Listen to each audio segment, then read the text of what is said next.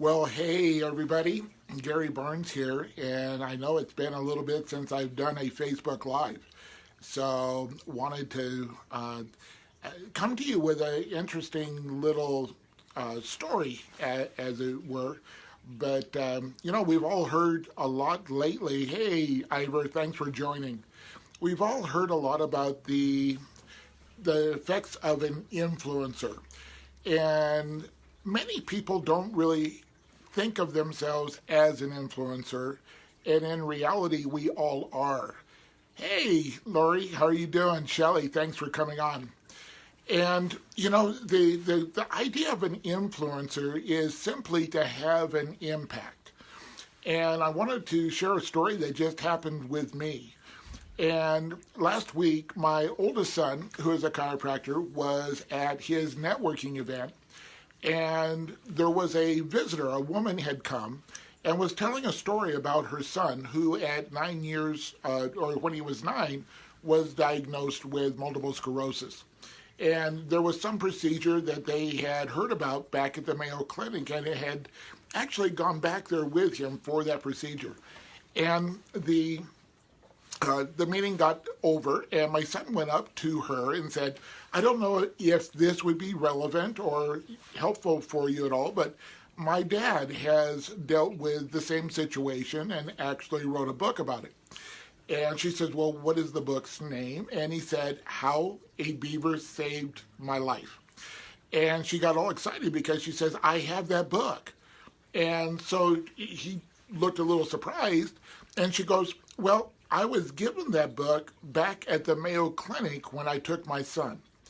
And, he had to call me that morning and goes, you're not going to believe what I talked to a woman just like, a couple of minutes ago, and she has your book. And the side story to that is also she said, or he told her that I would be happy to connect with them. And she goes, well, I don't know where he lives. And he said, well, about 7 minutes from where we're standing. And she couldn't believe that I was actually here in Denver where they are. So this is a story where, again, I'm the subject, but I'm not the message.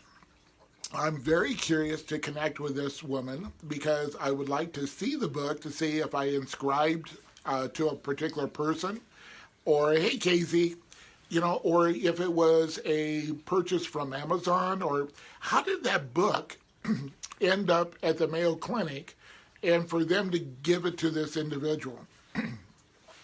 And so I am the subject, but I am not the message. And here's the message that I really wanted to bring to everyone today is your message that you're sharing with your great stuff, whatever that great message is. And it doesn't matter if it's in a tactical, or it could be a tangible product, it could be a service, it could be an idea. And whatever that is, when we release it, there is something that is very special that happens. Hey, Mitch, thanks for coming on. Hey, Cindy.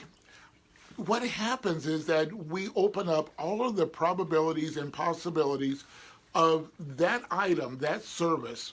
For me, in the story, it was the book, to have an impact and influence on someone that I did not even know. Hi, Lloyd, thanks for coming on. And, when we have a message, when we have a book, and I know a lot of you have books, and the question is, how many people know it? Are you really showcasing that there is something valuable inside of those covers that would impact individuals? And for me, it's the life of the book. It's the life of the story. It's the life of the message. And I really feel it's an obligation and a responsibility for each of us, if we so choose, is to be able to share that.